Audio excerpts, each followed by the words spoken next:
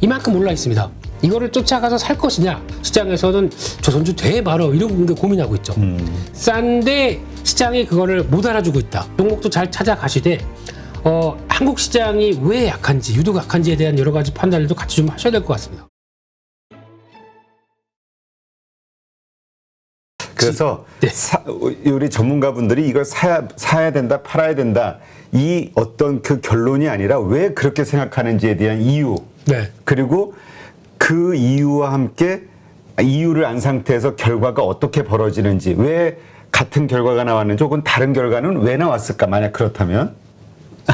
잘라요? 아, 우리 김민수 대표님이 저를 잘랐어요 지금. 아, 죄송합니다. 아니, 시간을 빼먹어서. 네, 다 여러분들께서 현명하시니까 판단하실 겁니다. 네. 그렇기 때문에 더 그런 얘기보다 더 중요한 건 오늘 사요 팔아요. 아니면 지금 미국 시장은 좋은데 우린 왜 이 모양이야? 이런 게 더 중요한 거 아닐까요? 네, 그래서 아마 그 부분은 가장 중요한 게 제 계좌고 가장 중요한 게 내가 얼마나 잘하느냐가 중요하겠죠. 네, 그래서 죄송합니다. 죄송하지만 임 대표님의 크나큰 뜻을 모르고 그냥 단기 시황하려고 그래서 오늘 미국 시장은요. 나스닥 지수를 보게 되면 참 반격. 오늘 빠른데요. 그래서 오늘 지금 미국 시장을 보면서 딱 드는 느낌은 어제 국내 증시도 봤죠. 드는 느낌은 미국 시장 해야겠다. 이 생각밖에 안 듭니다. 한국 시장은 이렇게 막 비비 꼬아놔서 어렵겠다. 이런 생각이 들고요. 특히 미국 시장은 한 12,000 밑으로 가게 되면 바로바로 올라옵니다. 이게 지금 벌써 한 일주일 넘게 이런 변화가 나온 것 같은데, 그래서 단기 이동평균선에서 지지력이나 그리고 또 박스권 하단부의 지지력이나 이게 훨씬 더 낮다고 보여지고 있는데, 하지만 이제 중요한 거는 이제 조만간 이번 주말까지 해서 이 저항대가 12,300, 12,500대를 시도를 할 것 같습니다. 시도를 해서 돌파를 못한다라고 하게 되면 후폭풍도 나오겠죠. 그러니까 그런 미묘한 자리에 있다, 아란 쪽에서. 어제도 단기 박스권 얘기 한 11,900에서 12,300 정도 말씀을 드렸었는데, 이쪽에서 변화가 주 후반에 확인될 것 같습니다. 네. 그 흐름 확인되는 거 보고 그 다음에 액션 취하는 것도 나쁘지 않지 않느냐. 근데 아마 국내 증시는 오늘은 또 어제 그렇게 욕할 뻔했습니다. 그렇게 더티한 장세를 보여주고, 오늘은 또 외국인들 선물 매수 살짝 들어오면서 반등은 시도하겠죠. 그래서 내일 선물 옵션 만기일입니다. 그러다 보니까 우리는 그냥 한국 시장 하방에 베팅했어. 그렇게 되면 내일 그냥 또 어떻게 될지 모르죠. 그렇기 때문에 아마 오늘 반등하고 결국 미국 시장하고 같이 연결되게 되면은 결국에는 미국 시장 동향과 한국 시장이 거의 이제 그러니까 금요일, 월요일 이렇게 또 연결이 될 수가 있기 때문에, 하지만 기대를 그렇게 크게 안 하려고요. 지금 나오는 거 보니까 그냥 어떻게든 한국 시장은 팔려고 난리 부르스를 피는. 그러게 외국인들이 그러니까 보니까 어제도 우리는 좀 많이 빠졌지만 도쿄 증시도 올랐고 중국도 올랐고 일본, 중국, 게다가 또 거의 비슷한 구조라고 해서 지정학적 리스크나 IT 반도체 쪽의 구성, 물론 조금 다르긴 하겠지만 대만 같은 경우도 0.5% 하락으로 마감했습니다. 왜 이런 걸 열받아야 되죠? 이런 걸 거기다가 외국인들이 선물 매도를 하니까 기관의 프로그램 매도 나오면서 그냥 기관 증권사 이거 미워보는 거 당연한 겁니다. 그러니까 이게 많은 분들이 지적하시는 것 중에 하나가 외국인들의 선물 장난, 선물 가지고 장난치는 이 수익을 내기 위해서 이걸 막을 만한 한국군이 없다. 예전에는 국민연금이 그걸 했는데, 그렇습니다. 하도 그 담당자들이 그 국회 청문회에 끌려다니다가 왔다 갔다 하고요. 그러니까 피곤해서 안 해 하면서 손을 떼면서 지금 이 판이 됐다, 이런 얘기도 있어요. 그리고 제가 알기로는 개인들도 좀 이게 손이 좀 크신 분들이 있어가지고 외국인 선물 매도에 대항, 진짜 그게 제가 보기엔 진짜 동학개미였습니다. 그때 타면서 외국인들 포지션을 막 역으로 해서 단기적으로 이용해서 외국인들 손절까지 유도하고 이랬던 분들도 많이 있습니다. 근데 어떤 변화가 나왔냐면은 이때 약간 정부 규제도 강화되고, 그리고 파생상품 시장에 대한 폐해들 얘기 많이 나오면서 이걸 아예 자체적으로 막아버렸어요. 그러니까 이게 관치금융이 들어오면 안 돼. 그냥 시장 자율에 맡겨야지.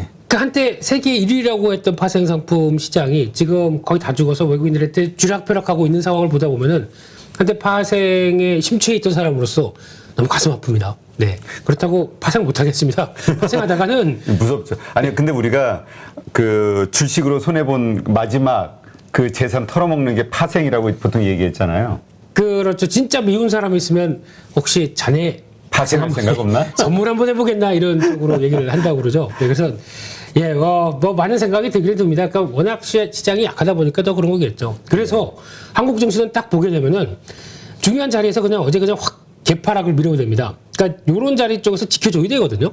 그러니까 지금 지난번에서도 한 4월 달에 가장 많이 말씀드리지만은 여기서 왔다 갔다 한다고 해도 지켜야 됩니다. 이렇게 확 밀려버리게 되면 결국에는 힘 빠져서 또 이런 결과가 나오거든요. 그러니까 이번에는 또 확실하게 우리 저항 돌파 못해. 이렇게 보여준 자리다 보니까 한국 시장에 특히 또 어제 같은 경우는 여러 가지 종목들도 보다 보면은 그동안 실적 된다 그러면서 받침이 됐던 종목들까지 다 그냥 이슈 하나로 그냥 뭐 어제 이엠텍 같은 경우도 그렇죠. 뭐 무슨 하한가 갈 듯이 그렇게 보내버리는 거 보고 참 좀 더티하다. 예, 이런 생각밖에 안 드는 게 지금 시장의 동향이다라는 쪽에서 어떻게 하면 팔구실을 만들어야 됩니다, 지금.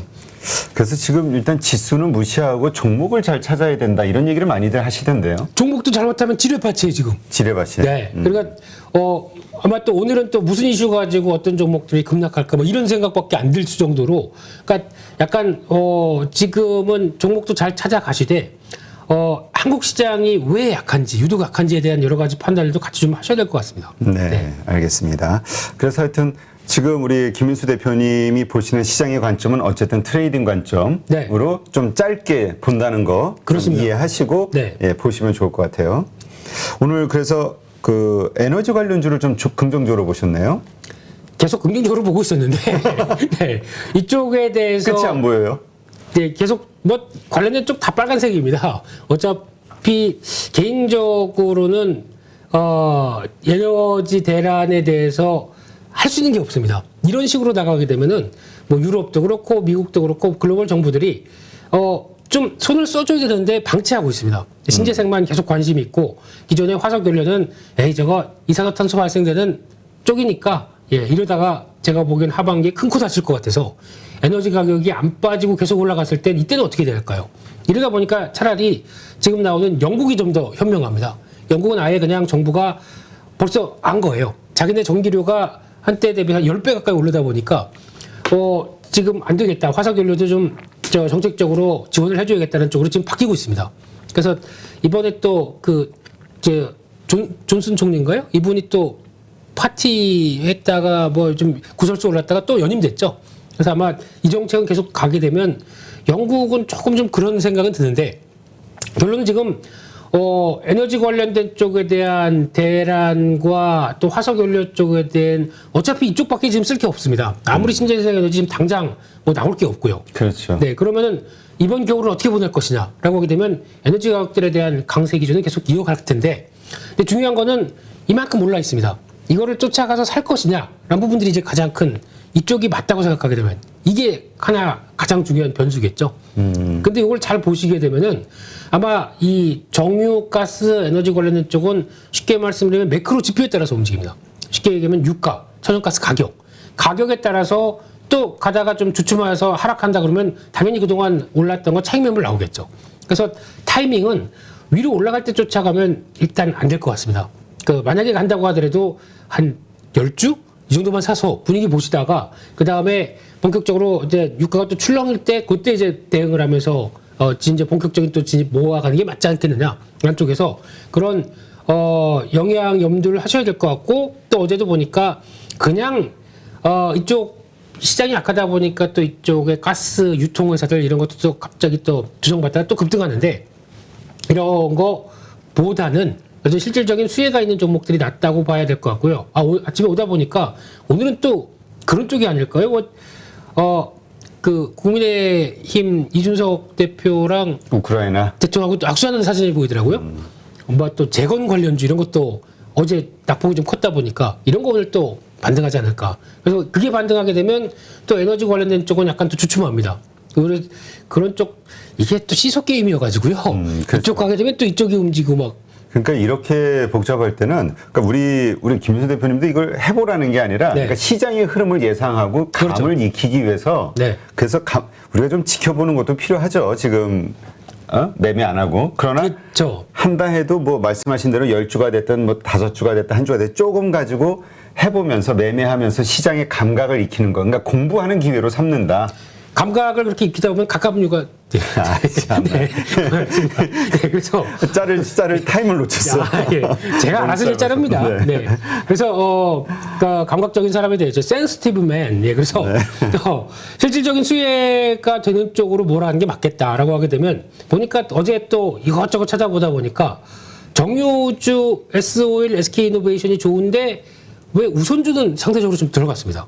그래서 SK이노베이션 우선주나 S-오일 우선주가 한번 찾아볼까요? 네. 예, 단기 지금 S-오일은 치기가 좀 힘드니까요. SK이노베이션을 본다라고 하게 되면 지금 월봉상으로 보았을 때는 여기서 그래도 이 정도까지는 좀 올라갔죠. 지지 받고 그다음에 레벨업을 시도하는데 SK이노베이션 우선주 같은 경우는 상대적인 자리가 좀 덜 왔습니다. 그러니까 좀 요만큼까지 와야 되는데 그 정도보다 좀 덜 왔다라고 하게 되면 이런 게 또 하나의 투자 아이디어가 되지 않을까라는 쪽에서 근데 우선주는 아시지만은 거래가 그렇게 어제 같은 경우도 12,700주? 그러니까 생각보다 이렇게 거래 많이 되는 이게 많이 된 겁니다. 지금 어제 올라오면서. 네. 그렇기 때문에 우선주가 상대적으로 덜 갔지만 이게 약간 호가나 이런 움직임들이 원하는 만큼 또 많이 못 살 수도 있기 때문에 그리고 또 흔들리게 되면 또 급변하는 쪽이 우선주다 보니까 이거를 감안하시고 하지만 만약에 정유주를 올해까지 계속 본다라고 되면 배당 수익률은 조금 더 주겠죠. 이런 것도 있는 것들 생각하게 되면 우선주도 투자의 하나의 아이디어가 되지 않나라는 쪽에서 그런 쪽도 보시고 또 가스 쪽은 그래도 여러 가지가 있겠지만 한국가스공사가 제일 듬직하지 않을까라는 쪽에서 이런 될 만한 수혜주 쪽으로 약간 이제 유가나 가스 가격 동향들 보시면서 그래도 아마 제가 보기에는 뭐 단기적으로 인플레이션 압력들 지났다 뭐 그런 뉴스 나온다고 하더라도 하반기 때 어떻게 될지 아무도 모릅니다. 그렇죠. 예. 그렇기 때문에 지금은 대란식으로 펼쳐지는 이 상황들이 여전히 불편하다. 그런 거 보면 에너지 가격이 내려올 이유는 없어 보여요. 그렇죠. 지금 이 상황 쪽에서 뭐 우크라이나 전쟁이 끝나면 또 모르겠지만 끝나도 제가 보기엔 심리적으로 잠깐 그랬지만 그러면 이제 러시아 쪽을 전쟁 끝났으니까 그래 이제 풀어줄게라고 나올까요? 아마 하여튼 러시아에 대한 제재가 풀려야 되는데 그렇죠. 러시아 저제를 만약에 풀 거였으면은 지금 급하게 유럽들이 러시아 거 뭐 올해 말까지 안 써 그러고 막 이렇게 안 했겠죠. 그래서 안 하고 러시아 쪽을 손절하고 변화가 들어갔다는 얘기 자체가 에너지에 대한 여러 가지 경각심이 벌써 나온다고 봐야 될 것 같고요. 끝나도 안 풀어줄 것 같습니다. 네.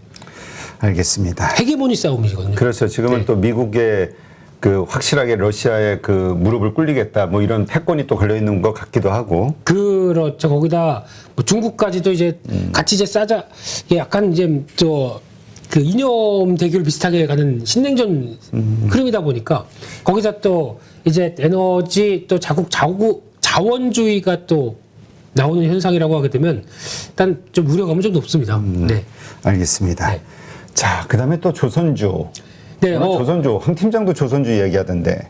네, 이게 연결되는 거죠. 그러니까 에너지 관련 쪽에서 이게 단기적으로는 LNG선. 그렇죠. LNG선. LNG선 되게 많습니다. LNG선도 있고 LPG선도 있고 액화 PC선도 있고 석유화학 관련된 또 운반선도 있고 그러다 보니까 근데 이쪽이 보통 저희가 알고 있기로는 컨테이너선보다 네. 30%에서 40% 비싸다고 보시면 됩니다. 네. 거기다가 한국은 이제 뭐 많이 그런 얘기 하더라고요. LNG선 모멘텀이 있다고 하더라도 지금 수주 받아야 독이 2025년까지 다 찼습니다. 앞으로 2년 동안. 그러니까 지금 다 찬 상황에서 지금 받는 거는 2026년 이후에 받는데 지금 LNG 선박도 그렇지만 신조선가주의가 거의 최고죠. 그러니까 이거를 반영해서 가격을 받는다고 하게 되면 아마 그거 반영되는 실적 시점에서는 거의 뭐 조선주는 앞으로 배를 떵떵거릴 것이다 라고 하지만 단기적으로는 턴어라운드 시점에 대해서 계속 고민하는 거죠. 네. 왜냐면 이게 지금 건조해서 배를 인도하는 시점에 이 배는 2년 전에 수주한 겁니다. 그러면 2년 전에 수주한 거는 신조선가 지수가 저 밑에 있던 거예요. 근데 지금 그 사이에 후판 가격들 거의 뭐 2배 올랐습니다. 작년 대비해서 지금. 그러면 이거 인도하게 되면 손해입니다. 왜냐면 뭐 100에 수주를 했는데 지금 배 만들고 보니까 160입니다. 마이너스 60이 지금 손해예요. 네. 이게 지금 반영되는 실적이다 보니까 시장에서는 조선주 돼 말어 이러고 고민하고 있죠. 근데 이 올라갔던 신주성까지가 반영된 게 이제 서서히 움직이게 되면 이제 턴어라운드 시점이 다가오겠죠. 그때는 주가가 오히려 더 높을 거기 때문에 지금 준비하자 이런 내용들인 것 같습니다. 네. 그래서 결론은 맞긴 맞는데 만약에 이번에 그러면 또 턴어라운드 시점이 뭐 2분기가 된다, 뭐 3분기가 된다 말은 많다고 하더라도 이런 기대감이 있기 때문에 좀 올랐다가 또 뭐 이번에도 역시나 적자가 커 그러면 또 실망감이 나오겠죠. 그래서 아직까지는 제가 보기에는 들어갔다 나왔다를 하시는 게 더 맞다. 안쪽에서 조선주를 바라보시되 하나 현대미포조선이 제일 약간 선발적인 움직임을 보여줄 거라고 생각하는 게 개인들이 또 좋아하는 주식이죠, 저게. 그것도 그렇고 강점이 있는 게 중형선입니다. 중형선이라는 얘기는 대형선은 건조하게 되면 뭐 2년 걸리는데 이거는 뭐 1년 몇 개월 정도면 빠르죠. 짧다. 네. 건조 기간이. 그렇죠. 그러면은 빨리 해서 치우고 아예 돈 안 되는 거 빨리 치워. 그리고 그다음에 돈 되는 거 그다음에 다가오기 시작하게 되면 훨씬 턴어라운드 시점이 빠를 것이다. 이렇게 바라보는 게 현대 미포 조선인 것 같고요. 지금 자리상으로 본다고 하더라도 이제 곧 약간 이제 바닥에서 벗어나기 시작하면서 서슬 변화가 들어오고 있고요. 그래서 아마 하게 되면 또 직전 고점대 부근 정도까지는 뭐 들어오지 않나라는 쪽으로 바라보는데 요즘에 또 현대중공업이 한때 외국인들 MSCI 변입하느라고 물량 들어오다가 지금 또 약간 빠지다가 이제는 또 기관들이 사고 있네요. 네. 이런 것들도 하나 변화가 되는데 그래도 기자재가 낫겠죠. 기자재. 네. 그러니까 조선주보다 오히려 기자재가 괜찮을 거라고 보는 분들이 많더라고요. 네. 그래서 개인적으로는 계속 한국 카본이 제일 낫겠다고 보고 있는 이유가 그냥 카본이거든요. 카본은 카본. 네. 이게 단답형으로만 대답해야죠. 예.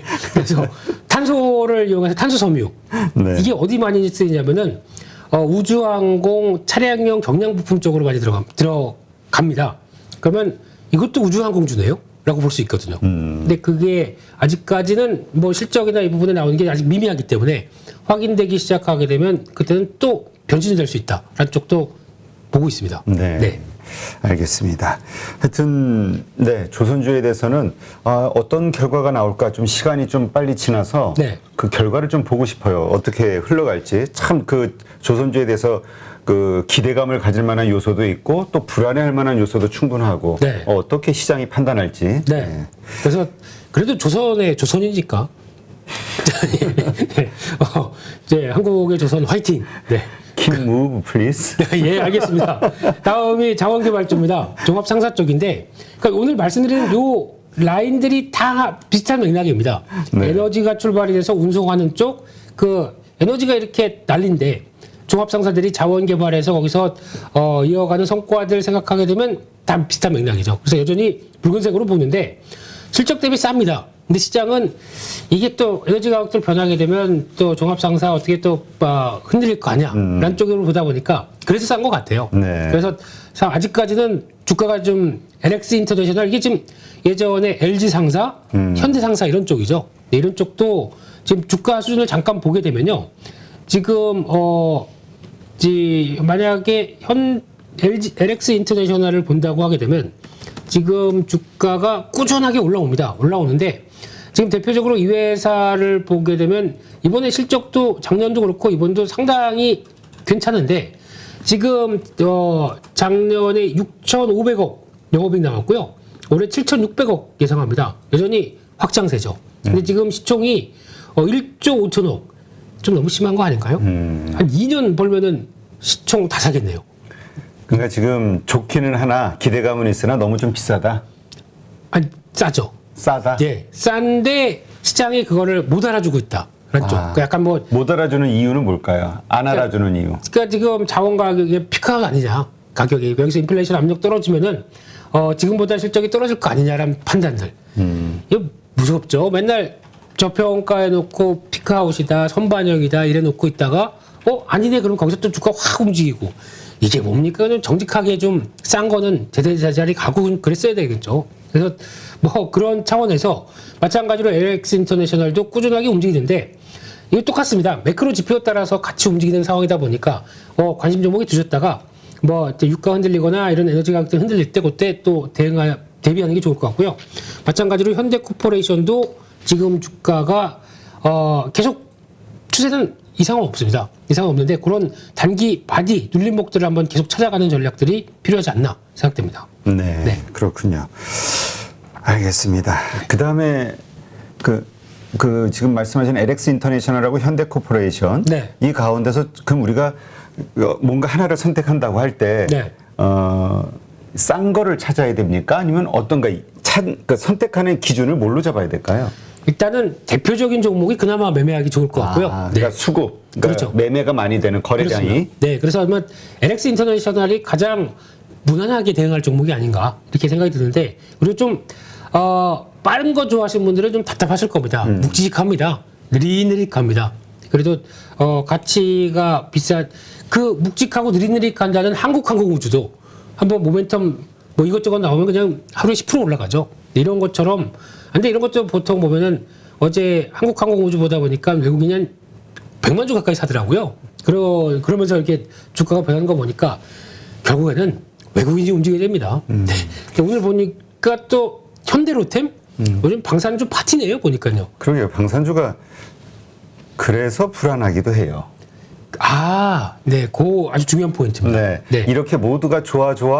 이제는 담아야 돼. 누구나 쉽게 방산주를 그냥 딱 그렇게 떠올리는 순간이 매도의 순간 아닐까? 고점. 중요한 포인트입니다. 아주 우리 임 대표님이 이젠 경제방송의 이제 달인이 되셔서 네, 거의 이제 사람들의 심리도 읽으시고 종목들의 성향도 파악을 네, 그래서 고맙습니다. 네. 아니 칭찬은 좀 더 길게 해도 돼요. 그거군요. 네. 그리고 빨리 잘라야죠. 예, 그래서 한국우주만 본다고 하더라도 일단 지금 또 뭐 갖고 계신 분들은 정말 축하드리고 잘 견디셨고요. 네. 근데 이게 지금 거래 증가하면서 이렇게 딱 추세가 강하게 나올 때는 어제 또 이슈만 하더라도 서너 개가 같이 나와버리죠. 그래서 또 호재 쪽으로 이럴 때 주가 반응하는 거 당연하고요. 근데 이럴 때일수록 약간 고점을 만들 가능성이 좀 높아졌다고 보여지는 게 맞는 것 같습니다. 그래서 지금은 갖고 계신 분들이라고 하게 되면 좀 약간 빠져나왔다가 한 뭐 비중을 좀 줄이셨다가 다시 흔들릴 때 접근하는 게 맞겠다라고 보고 있고 오늘은 아마 시장의 관심은 아침부터 현대로템일 것 같습니다. 이것도 뭐 K2 전차인가요? 이거 폴란드 국방부 장관이 와서 한국항공우주 갔다가 우리 F-50 48대 구매 그 다음에 K2 전차인데 가서 우리 이거 사고 싶은데요. 뭐 해서 이제 구매 의사 계약하게 되면 근데 이거 딱 보면 어제 어느 정도 돌았던 것 같아요. 이 거래 확 들어오고. 이야기가. 예. 그래서 만약에 이게 오늘 급상승을 출발해서 뭐 강하게 시간의 상한가였습니다. 그래서 뭐 한 22,000원대 이상으로 들어가게 되면 갖고 계신 분들은 제가 보기에는 음봉이 나올 가능성이 없습니다. 재료가 나왔기 때문에.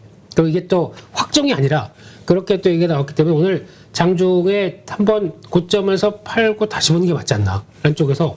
들고 있으신 분이라면. 그렇죠. 예. 신규로는 들어가서 하기 애매하죠. 신규로는 지금, 그러니까 폭이 만약에 뭐 10% 이상 벌어졌는데 거기서 무리해서 대응할 자리는 아닌 것 같습니다. 그래서 오늘 전반적으로 방산주는 어제 또 들어왔고 하다 보니까 일단 파는 자리 보는 자리 아닌가 이렇게 바라보셨으면 좋겠습니다. 네. 하여튼 우리 파이로 모니터 가족분들은 돈을 잃으면 안 되니까. 그럼요. 예. 돈을 잃으면 안 되니까 좀 리스크 관리 이런데 섣부르게 그 불장난 하는데 들어가가지고. 그렇습니다. 그래서 그러니까 저희가 보통 경고를 드려야 될 때 같은 경우, 그러니까 이거 먹을 확률이 50대 50이고 손해볼 확률이 50이다. 라고 하게 되면 그래도 손해볼 확률을 챙기는 게 개인 입장에서는 더 맞다고 생각됩니다. 네, 알겠습니다. 네. KTNG 아주 간단하게 한마디로 해주시면. 네. 어제 이엔텍 뭡니까? KTNG가 왜 이슈가 되는 거죠? 지금 채팅창에도 막 이슈인데. 네, 참 그 대기업의 욕심은 끝이 없다 이상입니다. 네. 알겠습니다. 네. 그냥 뭐 KTNG 내일 좀 더 그럼 자세하게 KTNG 상황에 대해서 한번 이야기 한번 해보시죠. 네, 그렇게 하고요. 네, 그냥 제발 안 이랬으면 좋겠습니다. 너무 특허 갖고 좋게 잘 하고 있는 것들 그것까지 빼서 특허 이전 소송이고요. 뭐 일단 EM택과의 관계는요. 네, 그래서 그렇게 보고 있습니다. 네. 네. EM택 주주 여러분 화이팅입니다. 네. 네, 알겠습니다. 네. 하여튼 뭐 별의별 일이 다 있어서 하여튼 내일 다시 한번 또 의논하도록 하죠. 누구나 1시간 안에 200개 종목에서 좋은 종목을 고를 수 있는 그런 능력을 배양할 수 있도록 제가 도와드리려고 그렇게 하고 있습니다.